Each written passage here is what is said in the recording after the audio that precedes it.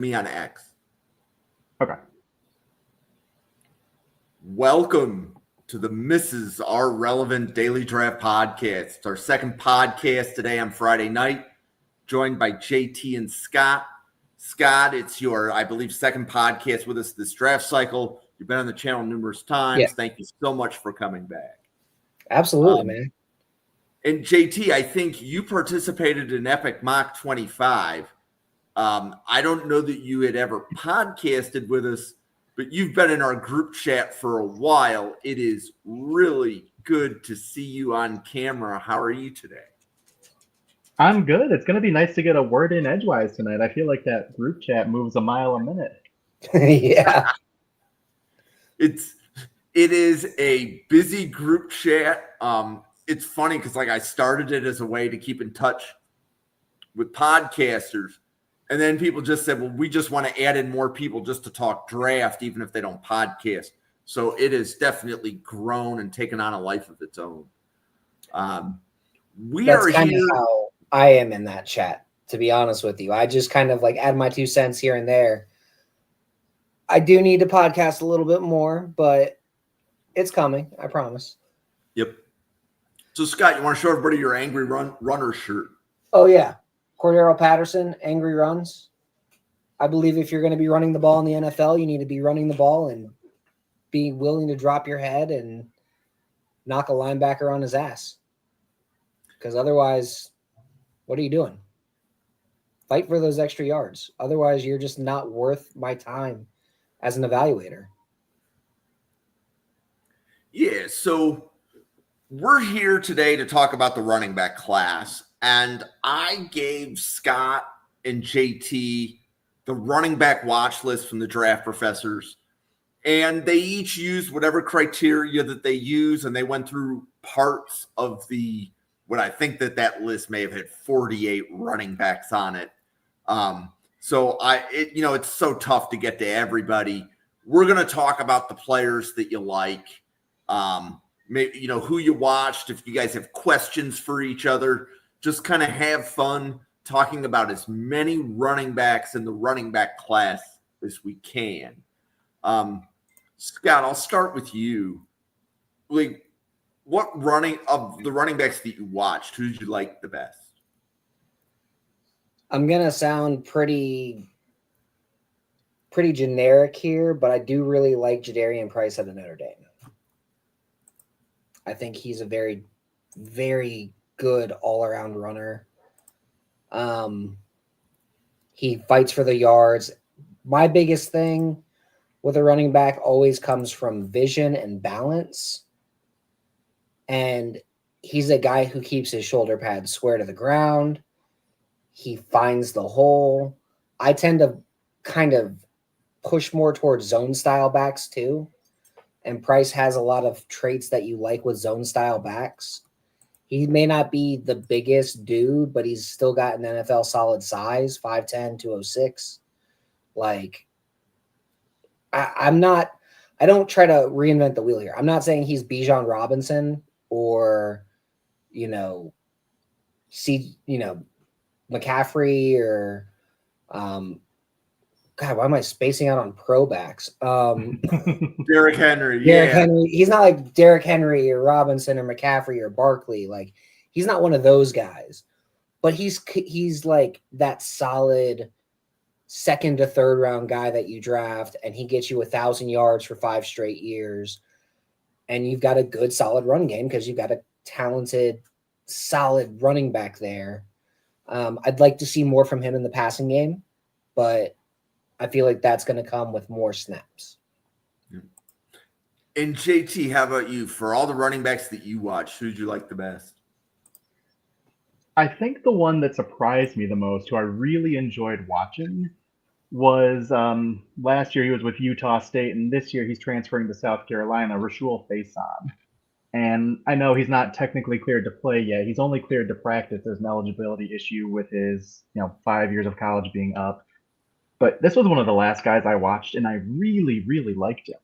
Dude is super quick and elusive in tight spaces. He is 6 foot, I think 218 pounds, so he's not afraid to get physical, lower the shoulder, bounces off tackles.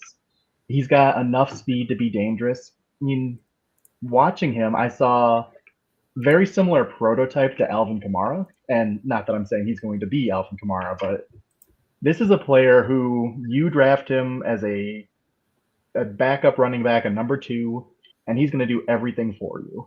And he can get tough yards. He can catch the ball. I don't think he was super productive catching the ball, but his hands look pretty natural. And he just makes things happen. I mean, he's in a phone booth. He's making people miss. A little bit of Bucky Irving, just more physical, bigger. Yeah, I really was very pleasantly surprised with one of the last running backs I watched in this. And then any other running backs that, like, you would say JT surprised you? Surprised me. I was pleasantly surprised with Wake Forest Damon Claiborne. He is someone who I think is going to be just rock solid in the NFL. You know, kind of does it all. Let me pull up my notes on him real quick. He was not on my radar at all going into this. I mean, most Wake Forest players are, unfortunately, which is a shame with a mascot like the Demon Deacons. I want to root for that big guy with the top hat. But yeah, I liked his burst. I thought he was really patient. He found the gap and he hit it. And that's probably the most important thing for me in a running back. The ability to find the crease, find your space, and explode through it. And he did a really nice job with that. I thought he isn't the biggest guy. He's 5'10", 200, but I thought he was a feisty little ball carrier.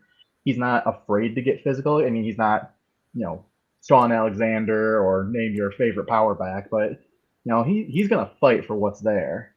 And I thought he looked really comfortable running routes, and I thought he looked really aware in terms of his blocking. It's just the physical tools aren't great, so I think he's going to be a limited pro. But everything he did, I'm like, yeah, this is good. I like what I'm watching here. So, Scott, did you have a chance to watch Claiborne? So I don't claim a college football team, but growing up in Atlanta, my dad being a Georgia Tech graduate, I do tend to watch a good amount of Georgia Tech, Georgia. My brother's a Tennessee Vol, and he also went to Texas A&M, so I watch a lot of SEC football. But Claiborne stood out to me last year when I was watching Tech versus Wake Forest. So, I didn't realize he was draft eligible yet, but he's a really solid back. Really solid back. Let's see. He is going to be... Yeah, this will be his senior year this year, so he's already played 3 seasons.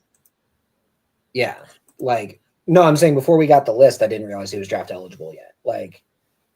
Last year, I thought, I was like, dude, this guy's good. When is he eligible? For me, one of those kinds of guys, it's always the guys that when you watch him and they just stand out and you're like, man, I wonder when he's available. Jahmyr Gibbs, when he was at Georgia Tech, was a guy like that for me. Because I was like, this guy's a first-round pick with the right team. And then when he transferred to Alabama, I was like, that dude is going to be a stud in the NFL. Because he finally went to a place that has a good offensive lineman that's going to get him drafted high. Yeah, I just have a hard time with underclassmen. But if I'm looking at running backs, I don't hold classes high in regard. Because I feel like a lot of times the underclassmen are the ones that are only the ones getting drafted. Especially from big schools. I spent a lot of time parsing through some Texas tape to get some information on Baxter and Wisner. And I think both those guys are going to do really well this year.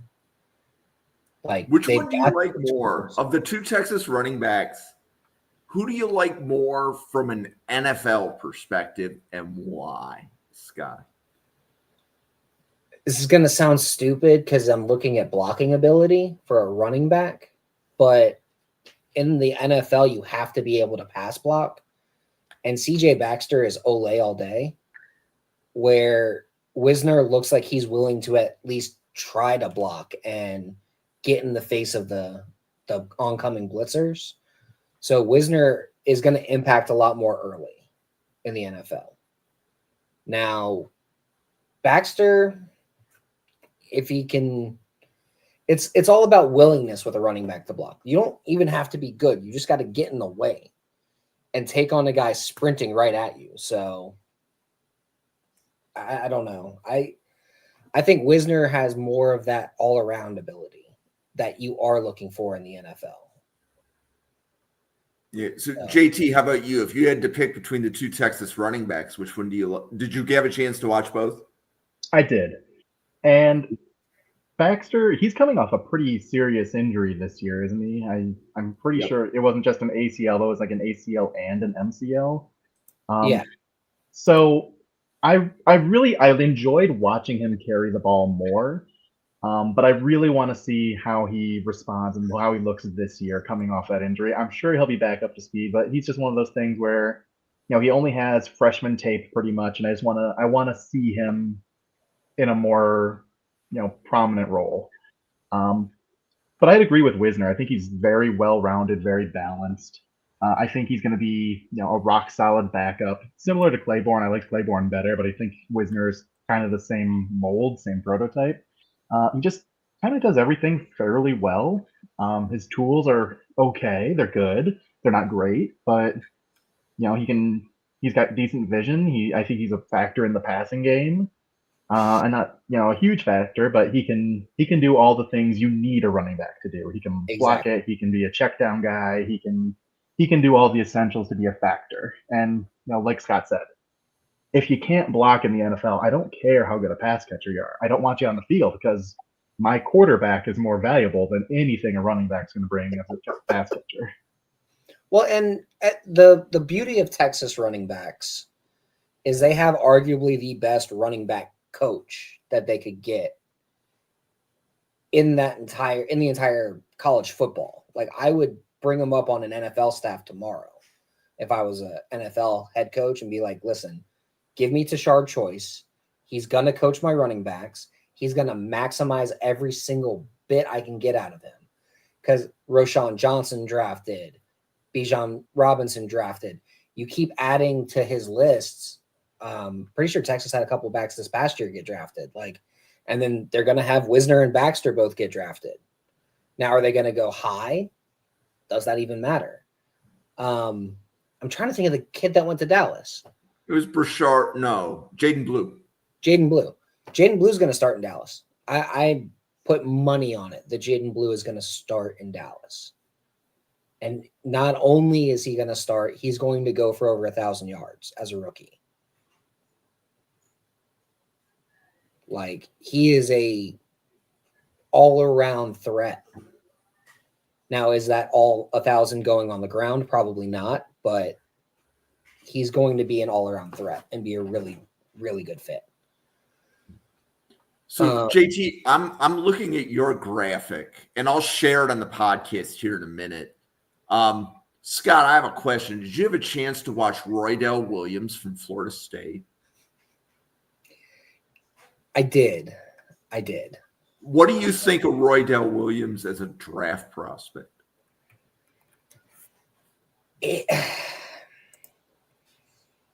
He's lacking something. I remember when he was at Bama, and he was there's just something wrong with how he takes cuts towards the hole. He doesn't have the best vision, but Bama's very much, here's a gap, run into the gap. And he did fine with that. At Florida State, they had a little bit more of the zone concepts, and he just did not seem to get it. And I don't see, based off past film, a draftable running back in the NFL. So, JT, with Roydell Williams, he's in your top 10. What's your perspective on it? So, I think for me, what Roydell is missing is the physical tools. I think he's a very average athlete. And I think sometimes, that you see that on tape. He's not been a very productive college football player. And that's for a reason. But I think not all of that is just him. I think if there's not something there to work with in front of him, blocking wise, I think that kind of limits him because he can't, beat defenders to the outside. He can't make things happen. He's not that kind of athlete. But I thought he was a very high IQ player. I thought, one, he accelerates well. His burst is good, so it doesn't matter to me that his top speed isn't great. If you can go 0 to 60 well, and 60 is where you top out, that works for me. But I thought he accelerated well, and when there was a crease there or was a gap, he found it, and he fought forward through contact. And maybe that makes him a niche player, but I like that niche he fills. I think he can fill that pretty well, especially since I liked him as a pass blocker and someone who can catch it a little bit. 5'10", 210 pounds. That's a guy who can bang through the tackles at the NFL level. So if you put him in the right situation where there's an offensive line in front of him, I think he can be a very productive role player. And, I know, Scott, I think you were saying you liked this running back class. I was not as high on this running back class. So for me, only my top 6, I think, are really anyone who has potential to start at any point. So after that, it becomes all depth players. See, but to me, that's what this whole draft is, right? Compared to last year's.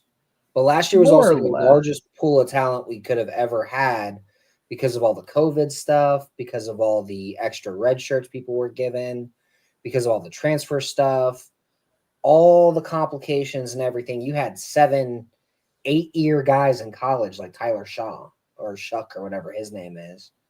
And now you pull all those guys out. And for what this class is, this is a very standard NFL draft class. Like we've had a lot of extra players the last few years. So a lot of us aren't really used to what do these classes look like back in 2016, 2017, 2018, 2019 when they were,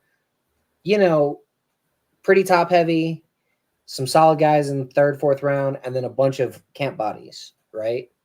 That is pretty much what your average draft looks like. You get a guy in the 5th, you hope he sticks and plays special teams. It's not anything more than that. So, I mean, you've got a lot of these guys who, to me, Roydell, if he wants to play in the NFL, he's got to learn how to be a personal protector on special teams. He's going to have to learn how to protect for that punter. And he will play 10 years in the NFL if he does that. As far as, I don't see his vision, and he's a middling athlete. There's just not enough there for me to say this guy's worth starting. No, he wasn't someone who came into that starting category for me. I don't know. I don't know if I would start him at the college level. I guess I'd have to see who Florida State's working with in front of him. Yeah. But I think because he's a middling athlete, you might be right because there's limited upside with a guy like him. But kind of to your point, I could see this guy being a Dare Ogumwali, guy, kind of like you said, he's a guy who can pass block, he's a guy who can play special teams, he's a guy in a rotation. He's a role player, and I'm from Detroit, so I love a good role player. That's where we hang our hats as role players. But this guy just stood out to me as I really like the niche he fills as a guy who can, he can do those kind of things, and I did like his vision. I think. I guess for me, if I don't think you can earn a spot as a starter, I don't know if you can earn a spot in the NFL. I don't think you can earn a job. Now, there are some guys that play for big schools like Texas or Alabama or Georgia that are backups there, but you take them across town to Georgia Tech or to SMU or to sometimes even Auburn, and they're starting for those teams. So to me, it's not as much like did you start in college? It's, do I think you could start for another team? And I guess I just saw a lot of Roydell Williams just never really taking that job at Bama like he could have. He had opportunities against weaker backs, and they still beat him out. So I guess for me, that's just where I'm just like, if you can't beat out some of these guys, I'd rather not have you on my roster because I don't know if that competitive fire's there either. And that's fair. And I didn't watch any of his Alabama film. So it's not great. You know, there's some more insight you have to him on that one. But from Wife what I is a saw Bama with fan. his Florida State, I mean, Hence the pillow in the background with the A on it. Oh, you're a Bama fan. I'm not a Bama fan. Wife is a Bama fan. I am college football agnostic. So when my wife says, I'm going to put a bunch of Bama stuff in the man cave, at least it's sports stuff. Like, and that's not a battle that is worth fighting. If the wife says you want to put something on the wall, you that's just not the right battle to pick. And also, it wasn't okay. We'll put it on the wall. I mean, I'm like, it's sports stuff. I went to the Citadel, so for me, I don't claim a big college. Like, my school is the Citadel. That is my team that I follow semi die hard, but we're like Division I AA, and we just kind of suck because we don't ever get 1-star prospects really. But yeah. Yeah, okay. not my kind of back. So another running back, JT, that is, I haven't seen him on too many boards. So Scott, did you watch Dylan Edwards from Kansas State? Edwards. I don't remember watching much of Kansas State. So JT, what did you like about Dylan Edwards? Excuse me. I liked his pass catching ability. Now he's smaller. He's 5'9", 170, but I like his speed. I like his burst. He's someone who can play in the slot. You know, he's just a really solid pass catching back. I think a role player in the NFL. He's never someone I'd want starting, but as a third down kind of guy he can probably return kicks. He can give you a little element to the passing game. I like that skill set. That's a niche role, but I like the niche he fills. That was the guy who reminded me of Devon Achane when he was at Colorado. Like super, super fast and get the ball in his hands and let him just run 95 yards. He can do it. But you got to clear every single second of that block. You got to get him to the open field and just let him run. Yeah. He's not breaking any tackles. He's got a little bit of jitterbug to his game to make a man miss, but he is not powerful. No, he's like Sproulsian, like A-Chain, like those guys. Small, quick, making guys miss. He's not like Terian Stewart over at VT or anything. He's not running right through you. No. Right. But if you can get 10 snaps a game as a kick returner, and then 5 or 10 of the 60 snaps a game on offense, that's a good workload for a player, right? Because when you dress 48 players for a game, basically what the coach is saying, can I get 10 snaps out of you? Can I get 20 out of you? Can I get 30? Right? They're trying to divide up the workload amongst the 48 players they roster. So I like that call out for Dylan Edwards. And then the next player that JT has on his board, we've covered on the station numerous times. Scott, I am curious, did you get to Terian Stewart of Virginia Tech? I did. I was about to mention him because I was like, I like him. He can block in the pass game, and he will run right through you.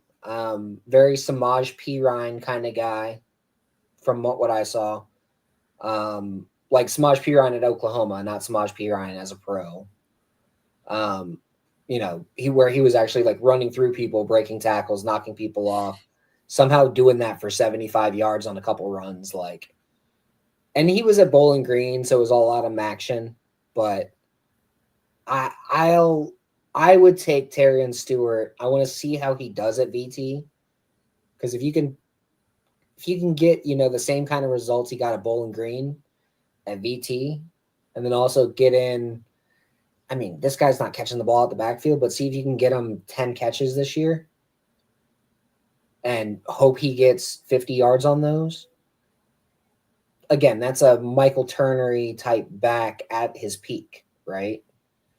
Doesn't have the true top end speed, but I mean, I'm okay with a back that will run right through you and knock guys off you and run angry. Like, Darian Stewart was probably my favorite back. And early on, you were like, hey, just tell me if there's a guy you'd want at the goal line. This guy. Give me this guy at the goal line. Give me Darian Stewart at the goal line and give me a fullback and a decent set of interior offensive linemen. And I'm running, depending on the team, I'm running 41 go, like 41 dive all day, every day. So, like, that's what Terry and Stewart is to me. Like, just run them right up the friggin' middle. So Stewart's a smaller frame, right, JT? He's short. Listed 5'9", 220. He's short, but 220 at 5'9" is he's a little thick boy. He, like, Michael Turner was 5'10", 230. Like, to me, the difference in that frame is just a guy's an inch shorter. Like, same kind of just bowl right through you kind of bowling ball. And I love those kinds of backs. Yes, and JT, what did you like about Terry and Stewart? Yeah, all those things Scott was mentioning. I mean, he's thick, he's stout, but he's fairly fast. I mean, he's not just this goal line kind of thumper like a 6'2", 235 kind of guy, but he's got all the power of one of those guys because he's shorter, but he's got some burst and speed. I thought he made a lot of things happen out of structure, which made him a little bit boom and bust at times. But the boom is really exciting, and he's not a 4-3 guy or anything, but he's definitely like a 4-5 guy. And that just kind of goes back to my preference. Like, I'm all about the 0 to 60, and if he tops out at 65, I'm cool with it. Yeah. And Stewart is very much that kind of guy. The Alfred Morrissey kind of guy. Yeah, exactly. Yeah. So, like, he'll top out at 55, but he gets the 55 real quick. Yeah, and that's all I want him to do. You'll catch him 40 yards down the field, but you're getting 40 yards on the way there, so why are we arguing here? Yeah, and I really want to see a little bit more out of him in the passing game, just something to show you have a pulse in the passing game, because I didn't even see him get hardly any opportunities, not even to catch it, not to block it. I saw almost nothing from him, and I think he has like career 6 catches in 4 years. Like, he was not productive. He was okay as a blocker though, which is what I don't get. Like, he would throw his body into the blocks. I guess they just wanted to save him to pound away. But that to me is more on Bowling Green than anything else. Like, because Bowling Green. Are you looking something up? Me? What were you thinking? I couldn't tell if you were looking something up or if you were just deep in thought. No, I'm just like, Bowling Green does so much stupid stuff. I was trying to see how many actual rushing, how many pass game snaps he actually had last year is what I was trying to find. I know in the game I watched, not very. I don't even know if he had.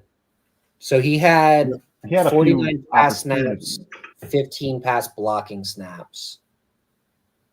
And what's crazy is his pass blocking was solid. He didn't allow any pressures or anything. And his pass game snaps, he just didn't really go out for routes. I think he went out for 2-3 routes the entire time. So he'd like stand there at the end of the line, like, I'm going to pass block. And then no one would show up in his face. So it wouldn't be like, oh, I'm supposed to stay here and pass block. No, you have a route that you're supposed to cut off and be a check down. I just don't think he understands that aspect of it yet. And that's probably why he's not on the field that often for those. It could be. It's just one of those things. I don't know that he can't do it, but we've never seen him do it. So I just want to see something from him in that department this year. Just show that you are capable of doing it, so I can say, look at this game right here. He did it one time, and in this other game he did it 2 times, and give me something to highlight as this is something functional. Virginia Tech has a couple of early games against really good teams. I think they have like South Carolina week 2. That might be week 1. They have South Carolina at the Georgia Dome at Mercedes-Benz Stadium during Labor Day weekend. Yep. And one of my really good friends is going to that game. So you want to go to that game? Nope, going to Dragon Con, man.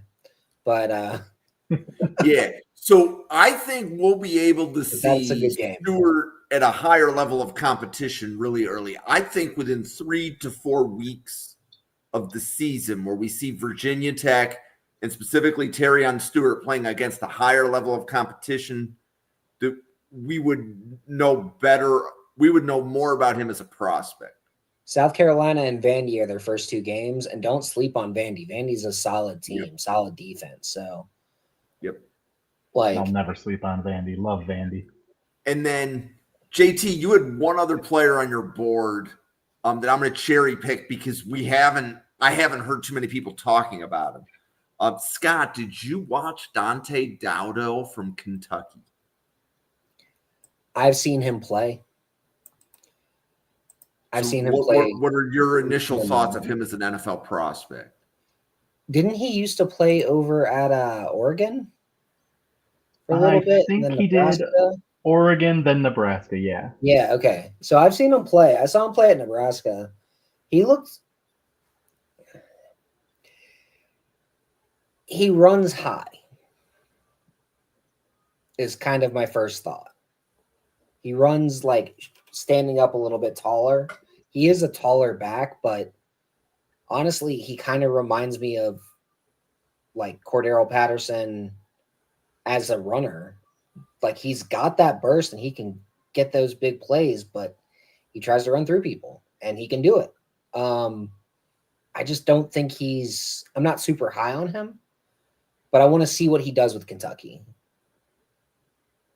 I was like, I've seen him play, but he was wearing red. I was like, that doesn't make sense. So, JT, what did you like about Dowdell that he made your top 20? And he barely made JT's top 20, but he is in the top 20. Yeah, Dowdell was not what I was expecting at all when I started watching him. Because I always go through, I get their measurements just to note it in my notes. And I think he measured in at 6'2", almost 230. And the guy I watched on film did not look like a guy who was 6'2", 230. This guy has burst. He has speed.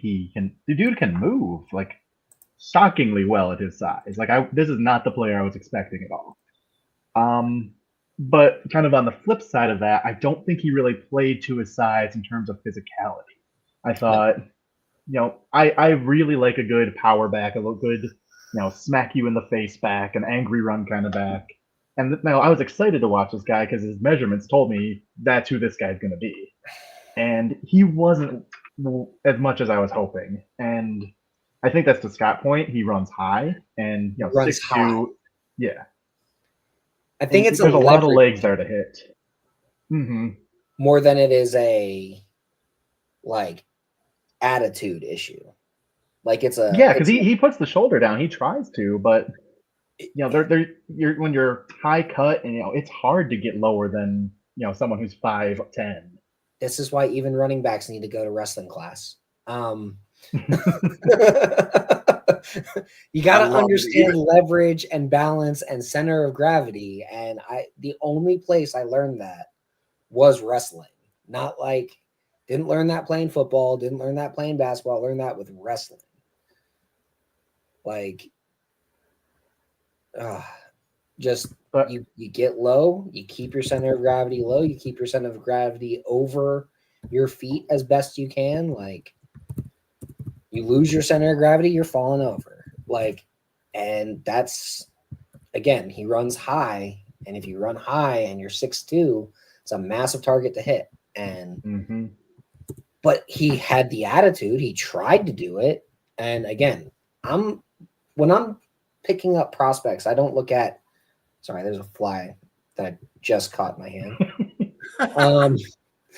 That's very like Miyagi of you. No, it was like one of those little gnats.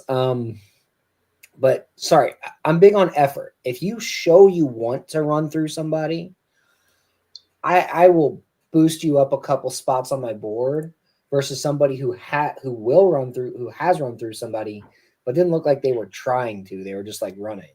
Like, no, give me the guy who wants the contact, who wants to get dirty. Like, I've kind of adopted a little bit of Dan Campbell's mentality with this. Just watching Detroit and how they play and how gritty they are. I want those guys that are going to fight for every single inch. Like their lives depend on it. Because more often than not, those guys eventually develop into really good talents. So that to me that's what I want to see. Yeah, and I think he's going to be the starter at Kentucky if I'm not mistaken. So he'll get opportunities. I mean, even splitting time at Nebraska, he got a pretty fair share of opportunities. So I'm interested to see what he does this year. I mean, a guy who can move as well as he does at his size, the physicals are there. I'm very interested in him. The physicals are there. The question is whether the leverage and the other pieces are there. So now, speaking of another 6'2", 240-pound back, CJ Donaldson transferred over to Ohio State. He is right next to Dowdell on JT's board. So I'm like, I haven't shared it yet. I'll share it here in a minute.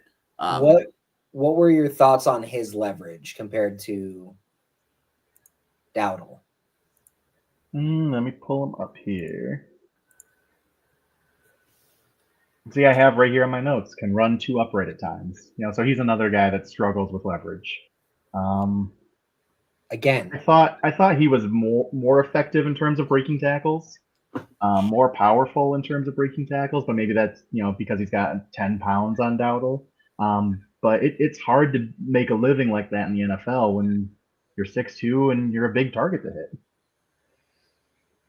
Again, this is why running backs should go to wrestling camp, because you get that leverage learned. I think Ohio State is one of those teams, though, that you send him there, they've got a really solid running backs coach, too.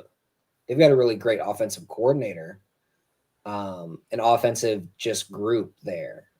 Ryan Day's got a great staff, and they develop running backs every single year that get drafted. Every single year they have at least 1 or 2 guys that are getting drafted over at Ohio State. And it's not just because they're getting the best talent. They're also developing these guys once they get there. Get good guys, throw them behind a good offensive line, and then give them a little bit of coaching to get them exactly how you want them. I think we're going to see a big year from Donaldson. Do I think he's going to be a top 10 pick? I don't know. Do I think he could potentially push for a Heisman with a lot of rushing stats? Absolutely. This is the kind of guy that they will do a lot with.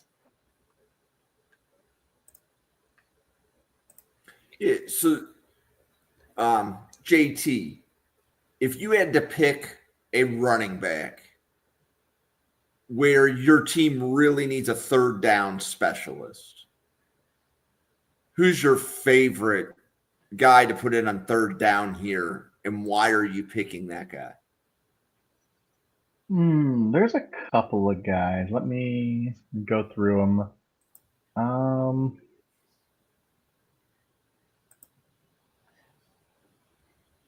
It might be, I don't know. It might be Desmond Reed out of Pittsburgh. And he's small. He's teeny tiny, so I worry about the blocking element. But he's 170, which at 5'5", which I think is what he's listed at. He's got some girth for his tiny little frame. And he's just so electric. And everything looks so natural for him. And he's so fast and he's so explosive. He's an absolute playmaker. And I think he does everything really, really well for the most part. He's just so small. And I mostly don't care about that, with the exception of him having to lay his body into someone. He's got natural leverage working for him. So at that point, it's just a matter of want to. So if there's any time I can get the ball in his hands, I can check it down to him, I can just, throw it to him, crossing over the middle, I will always take that option because he's electric and I love watching him. So, Scott, did you have a chance to watch Desmond Reed? And if you had to pick a third down back out of anybody that you watched, who are you picking? So, didn't get a chance to watch Reed. But if I'm picking a third down back, honestly, I'm going back to Jadarian Price. I think he provides a lot just all around. He can break a big run if you need him to. He doesn't have a ton of experience catching the ball, but he's out there running the routes and he's doing a good job running the routes. It's just he was like the third back on passing situations for Notre Dame last year. So he wasn't exactly the guy that was their go-to there. But I think this year he could be that guy, like, because he can catch it. He can break for a 40-yarder. He can break for a 50-yarder. And I think we're going to see a lot more of that this year with him. A lot of this is projection, right? We project like what we think these guys are going to do their final year of college, and then how that's going to affect them based on all that. That's a big reason why I don't do as much summer scouting. But with running backs, you can kind of see if this is the vision for him, if this is what Notre Dame has for him, then this is what he's going to end up doing. And then it's going to raise his stock a ton. I really like Price. I think Price is going to be the guy that gets a lot of touches in Notre Dame's offense. So, JT, did you have a chance to watch Price? I actually didn't, and I'm really wishing I had in this moment. He's just fun, man. Like, sometimes you just look for a back and they're just fun. You just watch them and you're like, yeah, this guy's going to do something. Devontae Freeman was like that when I was watching him in college. What was that guy? He was like a 4th-round pick a few years back. For which team? Pollard for the played at Memphis. Pollard played for the Cowboys, plays in Tennessee now. He was that guy. You were like, dude, this guy's fun. Just get the ball in his hands. Like, I don't care where I put him on the field. I just want him on the field, and I just want to put the ball in his hands. DeMarco Murray was another one that coming out, you were like, this guy's going to be fun in the NFL. He's not going to be the best back in the league, except maybe 1 year, which I think Murray won the rushing title that 1 year. But you're like, yeah, he's not, as a prospect, he wasn't Ezekiel Elliott. He wasn't Todd Gurley. He wasn't this top 10 pick. He wasn't even, as a prospect, Melvin Gordon, which Melvin Gordon wound up sucking in the NFL, but that's a whole other thing. Sometimes you just look for a guy and you're like, I don't know what it is about this guy. I just like how he runs the ball. This Scott, did you have a chance to watch Jeremiah Love? Scott. Jeremiah Love. I don't even know what school he went to. Notre Dame? Yeah. Notre Dame has 2 backs. I don't think Love was as good as Price. Okay. I think Love is your pound him kind of guy. And yeah, you give him the ball a lot. He's more of the safe guy, I guess you could say. Where I think Price has more of that explosiveness ish, whatever the element you want to call it. But Love, I don't think there's a top end gear for him past 45.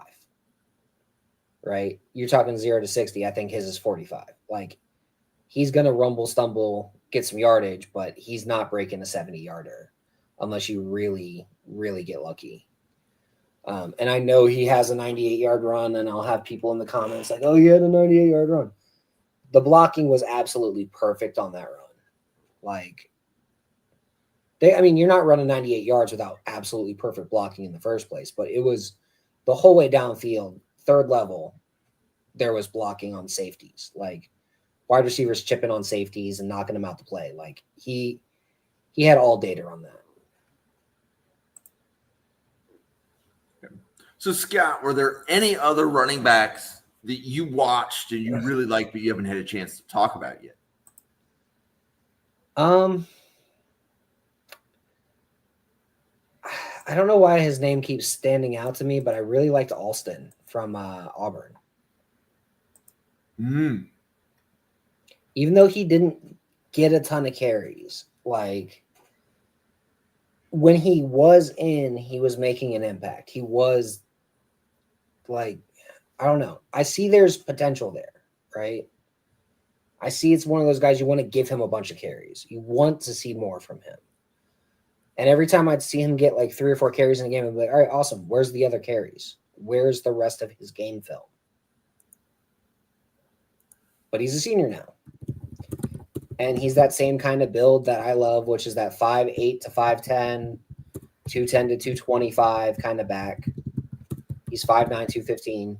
Like, he's right in the middle of that. So, but there's some speed there. So. So, Scott, if you had to pick a 3-down running back from this class, who would you pick?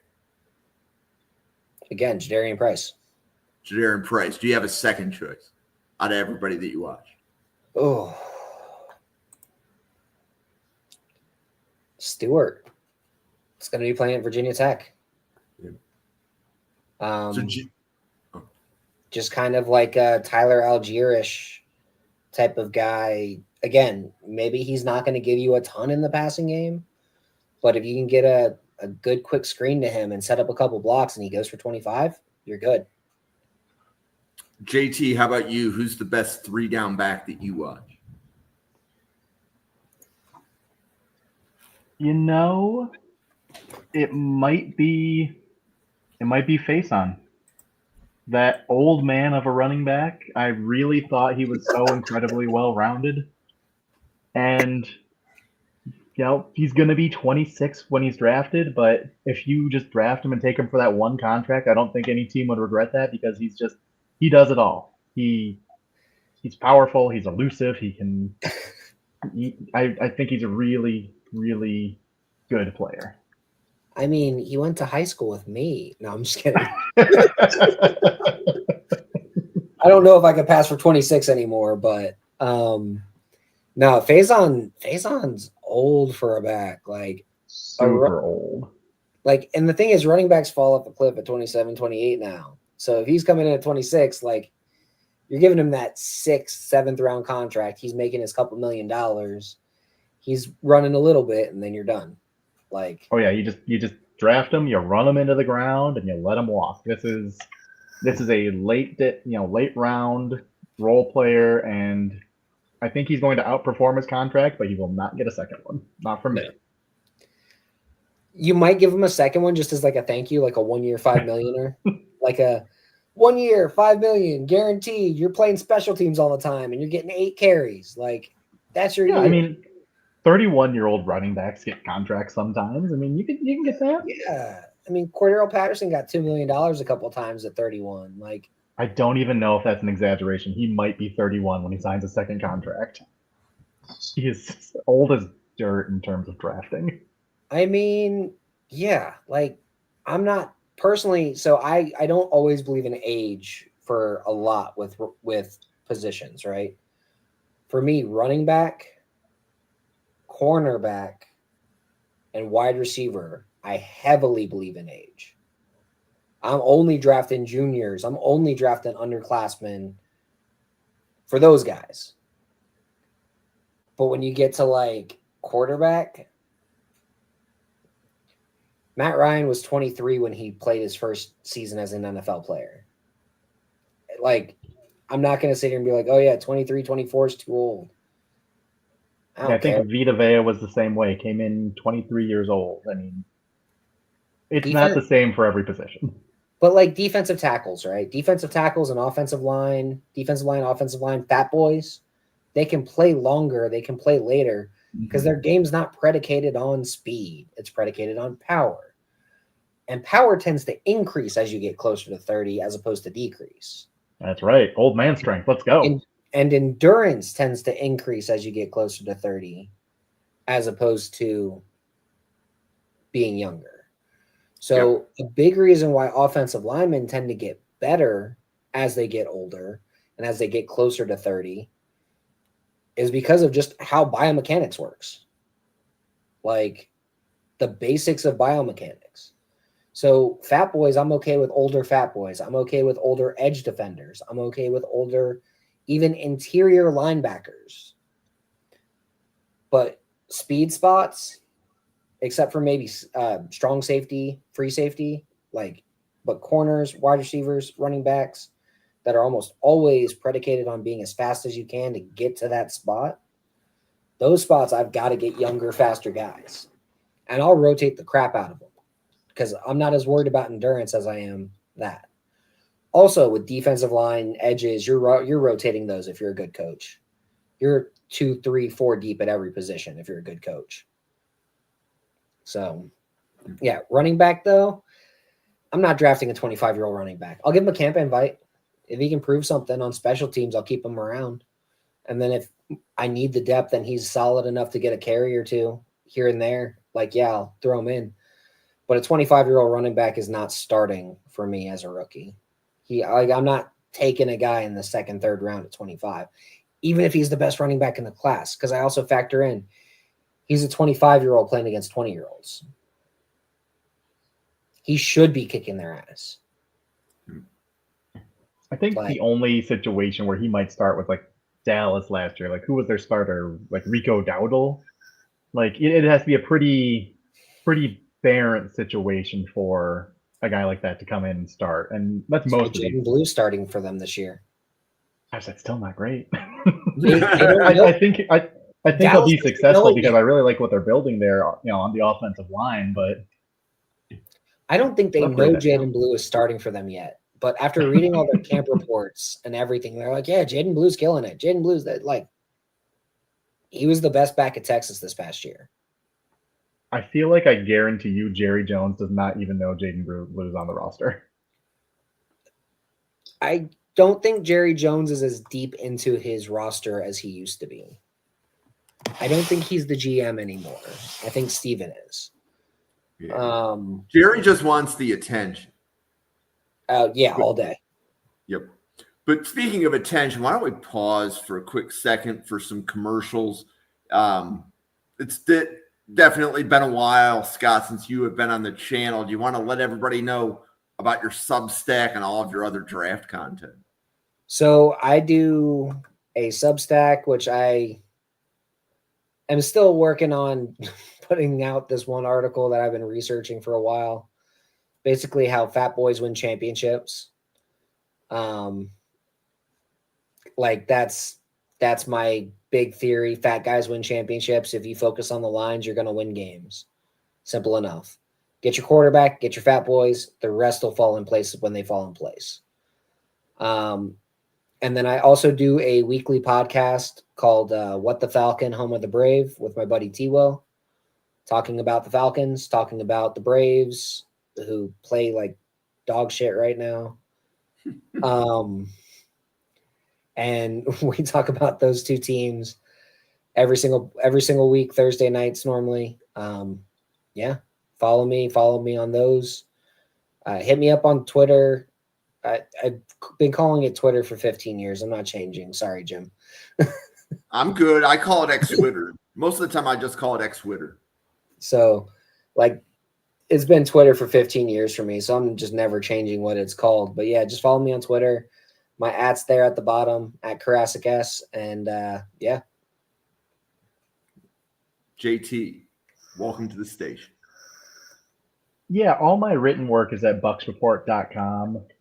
We got our first training, our first preseason game tomorrow. Gonna have an article coming out in the morning for that. Got a weekly podcast I do. I've been on a little bit of a hiatus as I'm kind of searching for a new co-host. My previous co-host kind of had to retire due to his work schedule changing. So now he's working like nights and I'm working days and just it's a mess. But we're looking to get up and running here soon, Wednesdays at 9:30. And more draft content will be coming out. Most of it's Buck specific for the site, but I'm covering everyone. My big board's going to be 200 plus.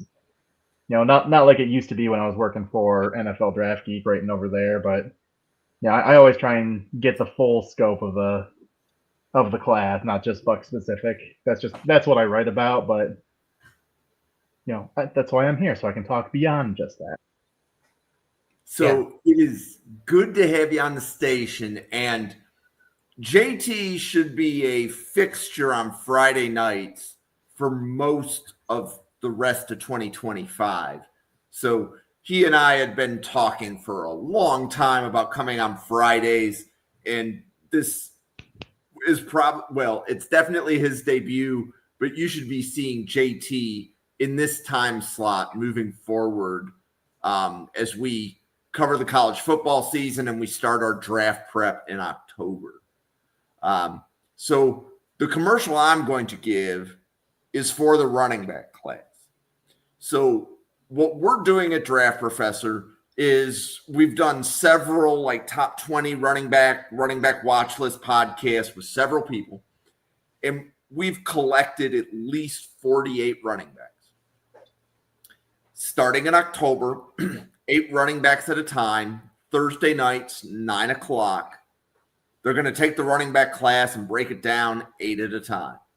So they'll take 8 of the players, and we kind of have it slated. So most of the players we cover first are the day 3 players, trying to see if somebody we graded as a day 3 in summer scouting has promoted themselves to day 2 with, like 6 weeks of film is what we have. And then as we move every year. What was that?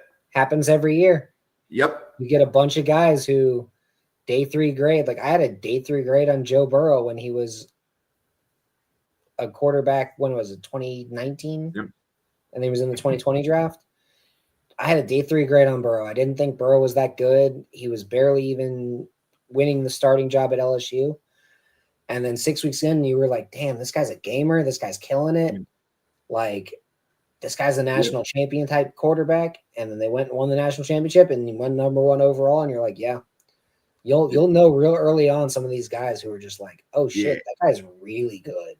And to Scott's point, last year when we were doing this in October and very early November, we were calling out Jihad Campbell round 1. We were calling out Jack Bashes and getting out of round 2. We knew that from watching about 6 games of film. Right. So the station starting in, let's say, a third of the way through October, the station will have positions every night. So like Monday night is, I think, corners and defensive line. Tuesday nights, I think, is wide receivers and offensive line. And then Wednesdays is wide receivers, defensive line. And we keep going through. Thursdays will be safeties and running backs. Fridays will be linebackers, tight ends, and defensive backs. And we just go through all the position groups. So each podcast gets their own position groups. Some of the people really like to evaluate offensive line. So that's the offensive line podcast. Some like defensive line, etc. Right? So starting in October, we will be able to begin to tell you solid day 3 grade or early day 3 grade on this guy, or we need to wait and see on maybe some guys where we need some medicals or combine or something like that. So this podcast and a couple of the other running back shows just like it is helping us uncover which running backs do we need to cover. So that was kind of the reason that we put this together. If you're interested in other positions, we did this on wide receivers last Tuesday. And that that was a really good podcast where they dropped the names of a lot of the wide receivers they watch. And it was funny how they started pulling out some of the same players. Like, who's a late riser? Well, or I should say, who do we expect to rise quickly? He plays for Ole Miss, Deshaun Stribley. So that would be a good wide receiver to watch. Yeah, Stribley. Yeah. He looked good versus Bama last year, if I'm not mistaken. My big thing is I noticed these guys when they play Bama, because my wife is a Bama fan, and when I'm sitting there watching Jaheim Campbell 3 weeks in, I'm like, oh yeah, give me Jaheim Campbell on Atlanta. If I ever have a thought, give me this guy on Atlanta, I already know he's going to go in the top 2 rounds just watching him. Like, if they pop like that, I'm like, oh, yeah, just give me that guy. I want him on my team tomorrow because we need a linebacker or we need this guy. Calvin Ridley, same thought with him going into his senior year. I was like, yeah, just give me Calvin Ridley. I'll be happy with Calvin Ridley. Yeah, no big deal. Do you ever make notes on just like who your wife is cussing out on who you should watch? Like, absolutely. This damn number 8 on Florida is killing us. Number 8? Yep. On opposing teams, but also on her own team. She did not love Proctor very much. And I kind of dug in and I'm like, I don't really love Proctor very much. Yeah, there's some stuff with Proctor. He has the ability. He doesn't put it together. He needs a O-line coach who knows how to actually teach him how to marry his hands and his feet. Because once he can figure that out, I think it can be great. But that is the hardest thing to figure out for an offensive lineman. He needs wrestling practice. That's the theme of the show. I'm just saying, like, and maybe it's because I was a high school wrestler, but like, sometimes you see these guys, you're like, man, this guy would have picked that up in wrestling practice. And I'm like, not everybody went to wrestling practice. Not everybody was a wrestler. Like, but when I find out some of these guys are wrestlers, like to me, a guy who wrestled in high school is the most disciplined guy you have on your roster. Because you show up every day, you're running 20 laps around that gym, you're doing duck walks for an hour across that gym, and then you're finally wrestling. Duck walks, shoulder rolls. Like, the first half of wrestling practice is just beating your body up. And then you go and wrestle. So it's like... So I'm assuming you'll be high on Iowa's offensive tackle this year. Yes. Yes. I already know who you're talking about. Yes. Kind of reminds me of Tristan Wirfs. I'm going to be high on him too. I like him a lot. Yeah. So why don't we close this down? We've been going for close to an hour. I appreciate both of you hopping on the podcast to do running backs. I know both of you are going to be on the channel again. And JT, actually, I know a Buccaneers person. So once we close this down, I'll get you in touch with them. But for JT, for Scott, for myself, for the 85 podcasters at Draft Professor, thanks for watching, everybody. Enjoy your running backs and enjoy your weekend. We'll see you on a podcast tomorrow.